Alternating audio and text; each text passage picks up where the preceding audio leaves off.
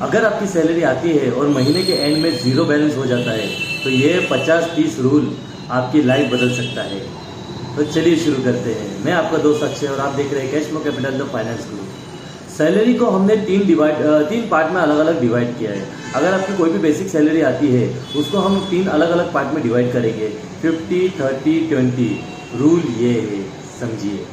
अब 50% में क्या होता है, अभी आपको कैसे डिवाइड करना है मैं आपको बताता हूँ। 50% में आपको ज़रूरी खर्चे, नीड्स जो रहती है वो यहाँ पे आती है। इसमें आता है घर का रेंट, बिजली, पानी, gas, grocery, school fees, mobile recharge, EMI और सिर्फ नेसेसरी जो चीज़ें रहती है वही इसमें 50% में आता है। एग्जाम्पल कि अगर आपकी सैलरी 20,000 रुपये है तो 50% मतलब 10,000 रुपये सिर्फ ज़रूरत के खर्चों के लिए ही यूज़ कीजिएगा। लग्जरी चीज़ें यहाँ पे मत डालो, कुछ भी मत डालो। यहाँ पे लग्जरी चीज़ें कुछ डालने की ज़रूरत नहीं है आपको जो ज़रूरी खर्चे रहते हैं वही आपको यहाँ पे डालना पड़ता है। अब इसमें 30% का एक डिवाइडेशन किया है हमने, जिसमें खुशी का खर्चा, वॉन्ट्स। अब इसमें क्या आता है कि बाहर खाना, मूवीज़, शॉपिंग, ऑनलाइन ऑर्डर्स, आपके ट्रिप्स। तो इसमें कैसा रहता है, अगर आपकी सैलरी 20% है तो उसमें आपको 30% यानी कि 6,000 रुपये तक का आप वहाँ पे खर्चा कर सकते हो। पैसा बचाना का मतलब लाइफ एंजॉय करना नहीं होता दोस्तों। जी हाँ, पैसे बचाने का मतलब लाइफ एंजॉय करना नहीं होता है।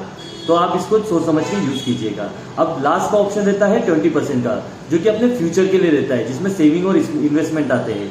ये सबसे इंपॉर्टेंट पार्ट है। इसमें क्या आता है, देखिए, इमरजेंसी फंड, आप इसमें SIP कर सकते हो, RD कर सकते हो, आप कोई कंपनी का इंश्योरेंस ले सकते हो, लोन का रीपेमेंट करवा सकते हो, जिसमें 20,000 सैलरी का 20% मतलब 4,000 रुपये के अंदर। तो आप ये 4,000 रुपये के अंदर प्रॉपर इसमें आप ये कर सकते हो, चीज़ें आप इसमें मैनेज कर सकते हो।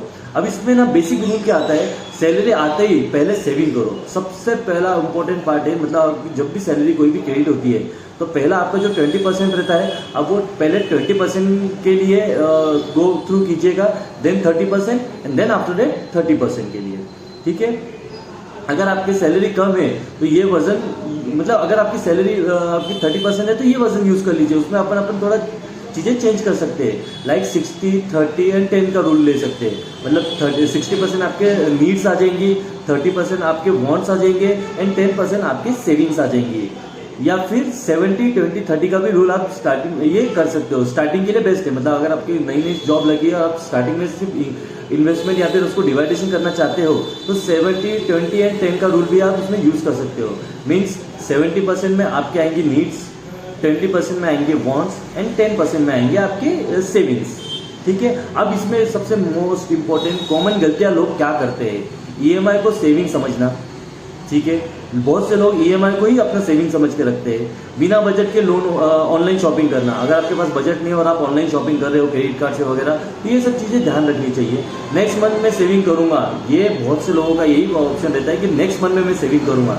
ये सोचना, ये बहुत बड़ी गलती है। अपन एक एग्जांपल सेट करते हैं इसके अंदर कि 3 बैंक अकाउंट या वॉलेट अकाउंट अपन बना लेंगे। ठीक है। सैलरी आते ही उसमें पैसा डिवाइड कर लो।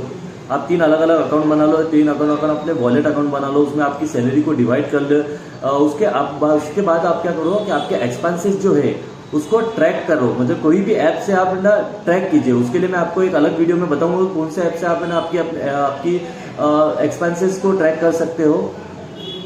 आज से नहीं तो कभी नहीं, आज अगर नहीं हुआ तो कभी नहीं होगा। इस वीडियो को सेव करो और फॉलो करो फाइनेंशियल गुरु को। ठीक है। मिलते हैं नेक्स्ट वीडियो में, तब तक के लिए लाइक कीजिए, शेयर कीजिए और सब्सक्राइब कीजिए और कमेंट कीजिए। Thank you.